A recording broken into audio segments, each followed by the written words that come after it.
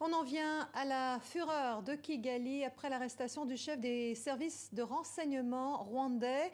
Emmanuel Karenzi Karake a été interpellé samedi à Londres en vertu d'un mandat d'arrêt européen. La justice espagnole le soupçonne notamment d'être lié à des crimes de guerre commis contre des civils espagnols. Les précisions d'Emmanuel Godard. Voici l'homme en 2001. Emmanuel Karenzi Karake, le chef des renseignements rwandais, a été arrêté samedi dernier à l'aéroport d'Heathrow, près de Londres. Un mandat d'arrêt européen avait été émis par les autorités espagnoles qui le recherchaient pour crimes de guerre contre des civils. Mais ce dossier a été classé en 2014 en vertu d'une loi limitant la justice universelle en Espagne. En revanche, pour l'Espagne, Emmanuel Karenzi Karake doit répondre de crimes de terrorisme. Pour les défenseurs des droits de l'homme, cette arrestation est un grand pas. C'est une bonne nouvelle pour le combat contre l'impunité, contre les violations des droits de l'homme.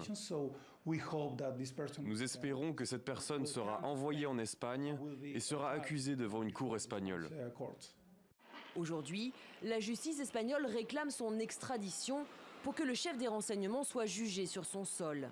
Depuis 2008, l'Espagne enquête sur la disparition ou la mort de 9 Espagnols au Rwanda, notamment sur le décès en 1997 de 3 membres de Médecins du Monde.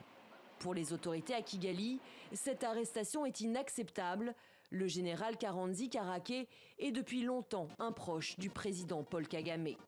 Réaction vive de la ministre rwandaise des Affaires étrangères, qui estime que cela relève de la folie de progénocidaires. Elle n'est pas la seule outrée. C'est un manque de respect, ce n'est pas ce qu'il fallait faire. Nous allons essayer de trouver la solution, mais c'est tellement triste, surtout que c'est un pays très proche du nôtre. Emmanuel Karenzi Karake doit comparaître jeudi devant un tribunal britannique.